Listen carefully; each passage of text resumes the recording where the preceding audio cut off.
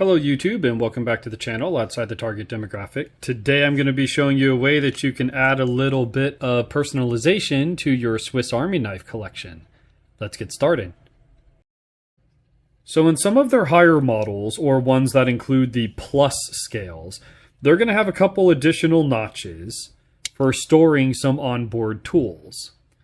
In this case, in addition to the toothpick and the tweezers that are usually standard on the 93mm size knives, you also get a pressurized ballpoint pen, a push pen, and a flathead micro screwdriver for sunglasses, or I find it very useful with watch repairs, watch strap replacements.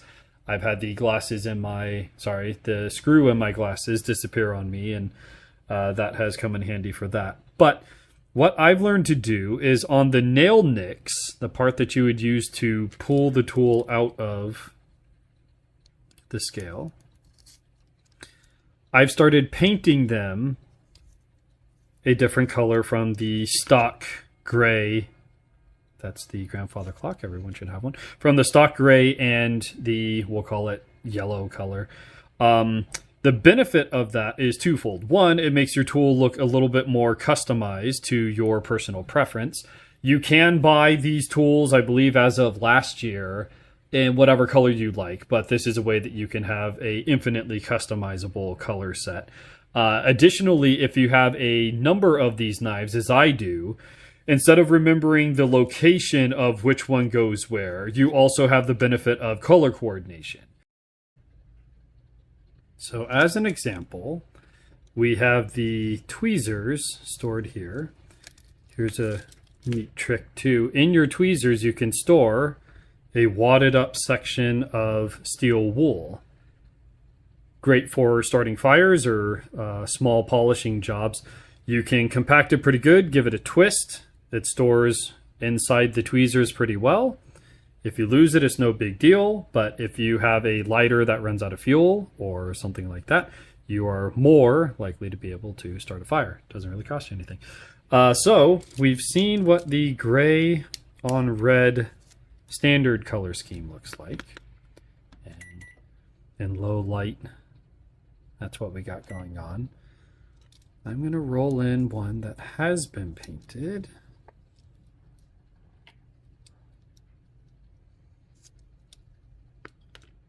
And the orange is much easier to see, and it draws more attention, I feel, than the standard gray.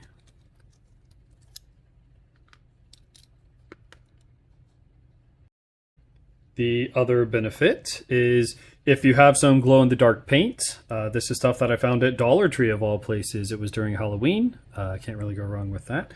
So using my S11 flashlight here, I'm going to turn on the blue light setting. We're going to set these, black light. I'm going to set these in front of it. And those paints will glow in the dark pretty well. So as a final coat, you can finish off with glow-in-the-dark paint if you don't have primary paint that's glow-in-the-dark. But as with most painting, what we're going to do is start with a base coat of white. Once that cures, we're going to go ahead and add our colors. And on top of that, we're going to go ahead and use glow-in-the-dark paint for my purposes. If you can source it, I would recommend. It makes finding the knife all the easier. And then we will cover that up with a coating of clear coat. And again, this one is the glow-in-the-dark paint. So we're going to charge that up for about 3 seconds. You can see that's already glowing. So works rather well, nice and cheap, the way I like it. So let's go ahead and get started.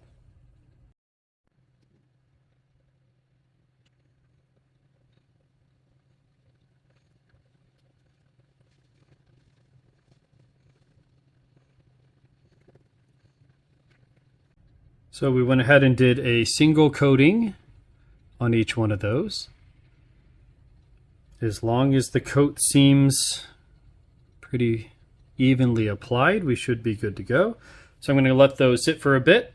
We're going to follow them up with whichever color you prefer. Again, if you go with the uniformity across the tool sets, you should be able to not only swap them out in between your tools, but also be able to identify which tool is which color, and that will help facilitate you using them as well as someone else using them. So we're going to go ahead and let these cure, and we will check back in. So I was looking around and trying to find a way to make sure that I didn't accidentally mess up the paint as it's drying, and I stumbled upon some clothespins. So works out pretty well. You can hold them all close enough to each other where you can paint them individually without them touching each other and messing up the paint.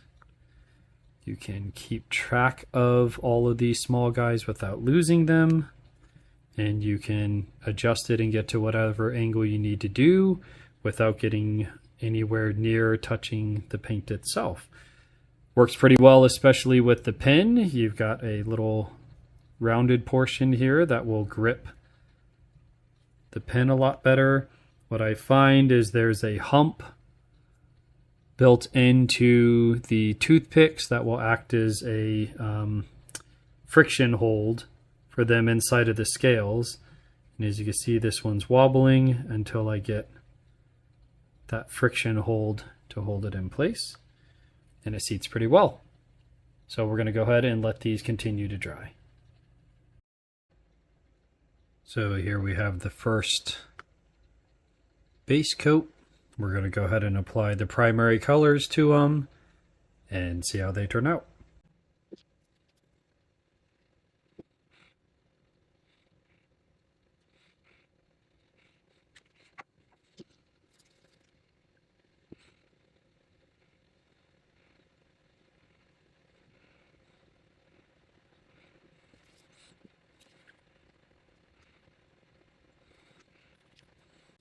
So we're going to put the red tool in here. We now have our pen is going to be blue. Not sure the best way to do this. Maybe like that. Toothpicks are going to be green. And our tweezers are going to be orange. And you can see each one of those colors. Maybe not in this lighting, but the orange does draw attention. So while they're stored in the scales, they're going to be easier to identify, as well as if they get dropped in the grass or on the floor in the shadow, something like that. You now have a two-tone color. You have the yellow and the green. You have the silver and the orange. And you have the silver and the blue. And hopefully that will help you to locate them should you drop them. So we're going to go ahead and let these cure. We're going to follow up with a glow-in-the-dark paint and a clear coating.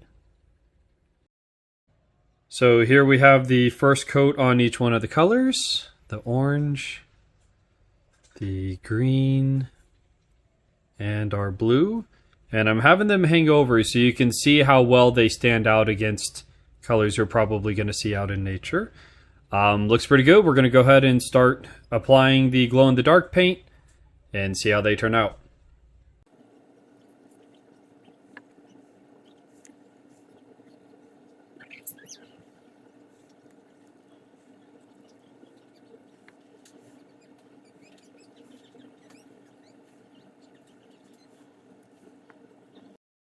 So this is what we have now. The green is green.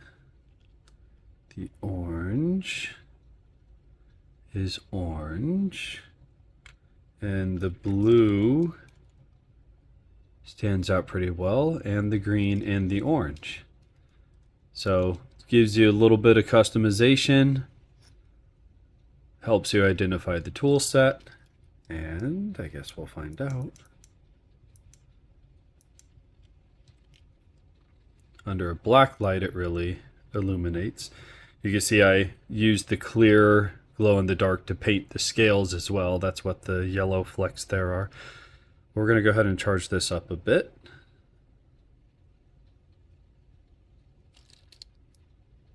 Just the UV from the sun would be enough to do that, but may not show up too well on camera. Let's see what we can do here. So they do glow